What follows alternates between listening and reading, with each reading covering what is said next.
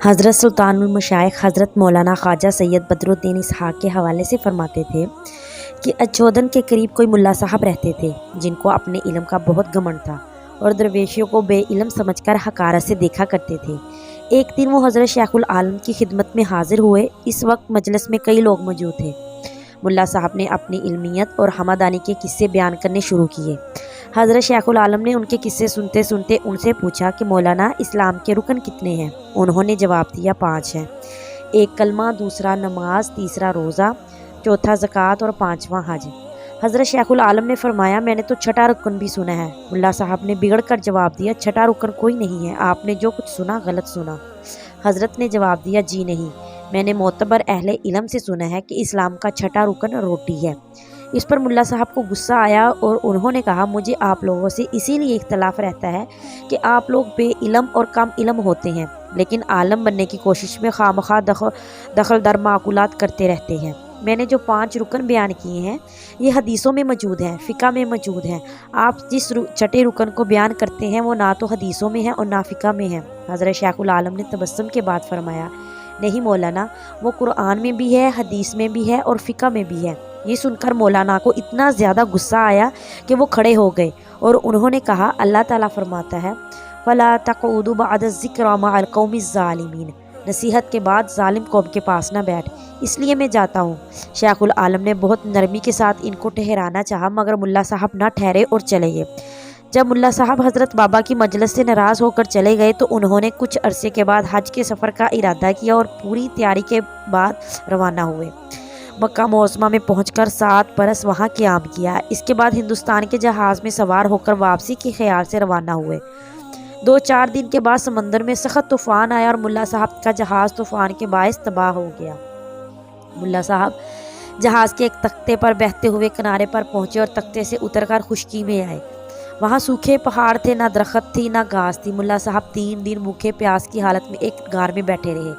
یکایک وہاں ایک آدمی آیا جس کے سر پر دسترخوان تھا۔ اس نے آواز دی کہ میں روٹی فروخت کرتا ہوں۔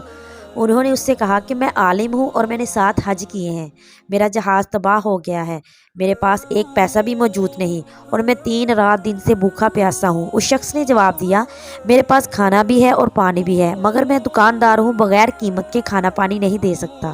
انہوں نے کہا کیا تم مسلمان ہو؟ اس نے جواب دیا ہاں الحمدللہ۔ ملا صاحب نے اس کو مسافروں، مہمانوں اور مصیبت زدہ لوگوں کی مدد کرنے کی نسبت و واز سنایا اور سمجھایا کہ مجھے بھوکے پیاسے کو کھانا اور پانی دے دے۔ اس نے کہا یہ سب کچھ ٹھیک ہے لیکن میں بغیر قیمت کے کھانا پانی نہیں دے سکتا۔ یہ کہہ کر وہ جانے لگا تو ملا صاحب نے اس سے کہا تو کیسا مسلمان ہے، تجھے رحم نہیں آتا؟ اس نے مڑ کر جواب دیا اگر میں رحم کروں تو آج ہی میری دکانداری کا خاتمہ ہو جائے۔ اچھا میں رحم کرتا ہوں، تم اپنی زبان سے یہ کہہ دو کہ 7 حج کا ثواب تم نے مجھے دیا۔ ملا صاحب نے خیال کیا کہ زبان سے کہہ دینا کوئی چیز نہیں ہے اور اس سے میرا ثواب نہیں جا سکتا، اس لیے انہوں نے کہا میں نے تجھے روٹی اور پانی کے بدلے 7 حج کا ثواب دیا۔ اس شخص نے یہ سنتے ہی دسترخوان ان کے آگے رکھ دیا اور انہوں نے پیٹ بھر کے روٹی کھائی اور ٹھنڈا پانی پیا۔ اس کے بعد اس سے پوچھا تو کہاں رہتا ہے اور کیا یہاں کوئی آبادی بھی ہے؟ اس نے جواب دیا میں روٹی فروخت کرتا ہوں، اس سے زیادہ کچھ نہیں کہنا چاہتا۔ یہ کہہ کر وہ اپنی خالی برتن لے کر غار سے باہر آ گیا اور ملا صاحب جھپٹ کر اس کے پیچھے روانہ ہوئے تاکہ دیکھے کہ وہ کدھر سے آیا تھا، لیکن باہر نکلتے ہی وہ پہاڑوں کے چکروں میں کہیں غائب ہو گیا۔ ہر چند تلاش کیا لیکن کہیں نہ ملا۔ آخر مجبور ہو کر ملا صاحب دریا کے کنارے آ بیٹھا کہ شاید کوئی کشتی یا جہاز ادھر سے گزرے۔ یہاں تک کہ 3 رات دن گزر گئے اور ان کی حالت بھوک اور پیاس سے پھر خراب ہو گئی۔ تب وہی شخص پھر سر پر خوان رکھے دکھائی دیا اور اس نے اس شرط پر ان کو روٹی کھلائی کہ ساری عمر کے روزوں کا ثواب زبانی ان سے لے لیا۔ آج بھی جب وہ جانے لگا تو ملا صاحب اس کے پیچھے دوڑے مگر وہ پھر کہیں غائب ہو گیا اور 3 رات دن غائب رہا، اور جب ان کی حالت بھوک پیاس کے سبب بہت خراب ہو گئی تب وہ پھر کھانا لے کر آیا اور ساری عمر کی زکوٰۃ کا ثواب لے کر چلا گیا۔ اس کے بعد وہ 3 رات دن کے بعد پھر کھانا لے کر آیا اور ساری عمر کی نمازوں کا ثواب لے کر چلا گیا۔ آخر اب کے 3 رات دن کی بھوک پیاس کے بعد وہ کھانا لے کر آیا تو ملا صاحب نے کہا میں نے 7 حج کا ثواب دے چکا، ساری عمر کے روزوں کا ثواب دے چکا، ساری عمر کی زکوٰۃ کا ثواب دے چکا، ساری عمر کی نمازوں کا ثواب دے چکا، اب میرے پاس کچھ نہیں ہے جو میں تجھے دوں۔ اس شخص نے کہا یہ کاغذ اور قلم دوات لایا ہوں، اس پر لکھ دیجئے کہ میں نے ایک وقت کی روٹی اور پانی کے بدلے میں 7 حجوں کا ثواب ثواب فروخت کیا، پھر ساری عمر کے روزوں کا ثواب فروخت کیا، پھر ساری عمر کی زکوٰۃ کا ثواب فروخت کیا، اور پھر ساری عمر کی نمازوں کا ثواب فروخت کیا، اور آج میں ایک وقت کی روٹی اور پانی کے بدلے یہ تحریر دیتا ہوں۔ چنانچہ ملا صاحب نے یہ عبارت لکھ دی۔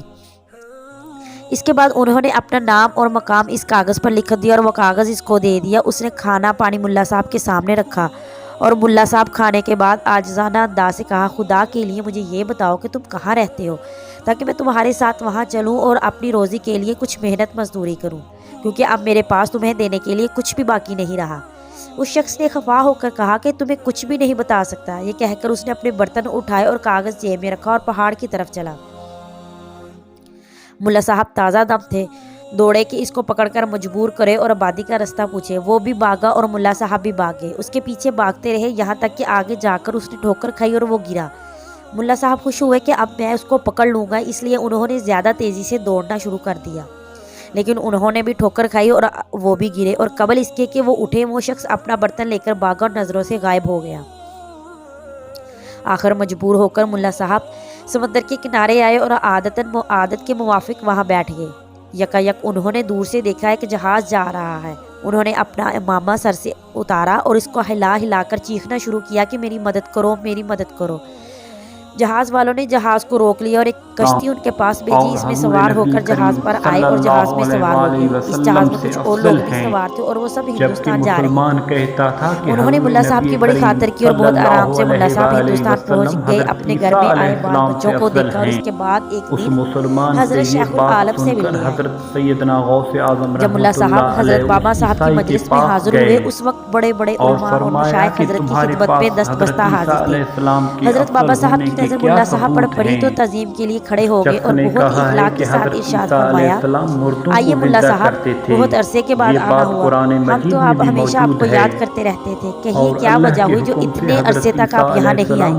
ملا صاحب نے اپنی خوشک عادت کے موافق حضرت سے مصافحہ کیا اور حضرت کے قریب بڑی نخوت اور تمکنت کے ساتھ بیٹھ گئے۔ حاضرین مجلس کو ملا صاحب کی یہ ادا بہت ناگوار ہوئی، کیونکہ ملا صاحب حضرت کے قریب اس طرح بیٹھے تھے گویا کہ وہ حضرت کے ہمسر ہیں یا حضرت سے بھی زیادہ ان کا درجہ اور مرتبہ ہے، مگر اس حضرت بابا صاحب کے روب کے سبب سب خاموش تھے، کسی کی یہ مجال نہ تھی کہ حضرت کے مہمان کو ادب سے بیٹھنے کے لیے کچھ کہتا۔ آخر حضرت بابا صاحب ملا صاحب سے پوچھا، ہاں ملا صاحب، آپ نے بتایا نہیں، اتنی مدت تک کیوں نہیں آئے تھے؟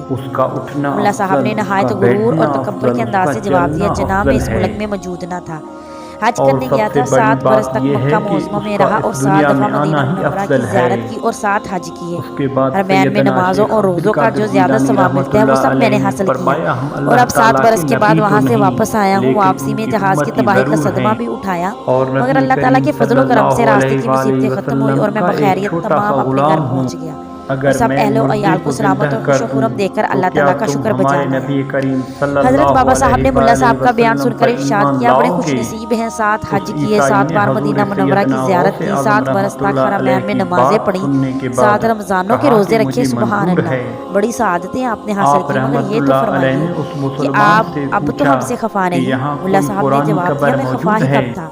حضرت نے فرمایا، 7 سال پہلے آپ یہاں سے ناراض ہو کر گئے تھے، میں اس خفگی کا ذکر کر رہا ہوں۔ ملا صاحب نے کہا، مجھے یاد نہیں کیا بات ہوئی تھی، آپ یاد دلائیے، شاید مجھے یاد آ جائے۔ حضرت نے فرمایا، ہم نے آپ سے سوال کیا تھا کہ اسلام کے رکن کتنے ہوتے ہیں؟ آپ نے جواب دیا تھا، اسلام کے 5 رکن ہوتے ہیں، ایک کلمہ، دوسرا نماز، تیسرا رمضان کے روزے، چوتھا زکوٰۃ اور 5واں کعبے کا حج۔ تو ہم نے کہا تھا اسلام کا 6واں رکن روٹی بھی ہے۔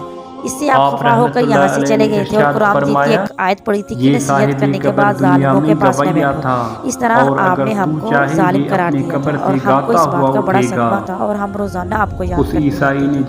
یہ سن کر مولانا ہنسے اور انہوں نے کہا، ہاں ہاں مجھے یاد آیا، یہ ٹھیک ہے، میں اب بھی یہی کہتا ہوں کہ درویش لوگ بے علمی اور کم علمی کے سبب ایسی باتیں کہہ دیتے ہیں جو شریعت کی خلاف ہوتی ہیں۔ اسلام کے رکن تو 5 ہی ہیں، 6واں کوئی رکن نہیں۔ حضرت نے فرمایا، مولانا اگرچہ میں بے علم اور کم علم ہوں، لیکن میں نے یہ بات لکھی ہوئی دیکھی ہے کہ اسلام کا 6واں رکن روٹی ہے۔ مولانا نے خفا ہو کر کہا، اگر لکھا ہوا دیکھا ہے تو مجھے بھی دکھا دیجیے۔ حضرت نے اپنے خادم کو آواز دی کہ میری فلاں کتاب لانا۔ خادم ایک موٹی کتاب لے کر آیا۔ حضرت نے حاضرین سے فرمایا، تم میرے پاس سے ذرا ہٹ جاؤ۔ سب لوگ دور ہٹ گئے۔ حضرت نے مولانا کو اور قریب بلایا اور کتاب کے اوراق الٹ الٹ کر کے وہ عبارت ڈھونڈنے لگے جس کے لیے کتاب منگائی تھی۔ یکایک حضرت نے فرمایا لیجئے یہ عبارت موجود ہے۔ مرشد نے جھک کر کتاب کو دیکھا، اس کتاب میں کوئی حرف نہ آیا، سادہ سا ورق تھا، چاہتے تھے کہ یہ کہیں یہ ورق تو سادہ ہے۔ یکایک مولانا کو ان کے ہاتھ کی لکھی ہوئی وہ عبارت نظر آئی جو انہوں نے پہاڑ کے کھانا کھلانے والے کو دی تھی۔ جو ہی مولانا نے اپنے ہاتھ کی تحریر پڑھی، ایک دم چیخ ماری۔ حضرت نے کتاب بند کر دی اور مولانا حضرت کے قدموں میں گر پڑے، توبہ کی اور اسی وقت بیعت کے مشرف سے مشرف ہوئے اور اس دن سے سکوت اختیار کیا، اور پھر مرتے دم تک کبھی انہوں نے کسی سے بات نہ کی اور اکثر ان پر گریہ طاری رہتی تھی۔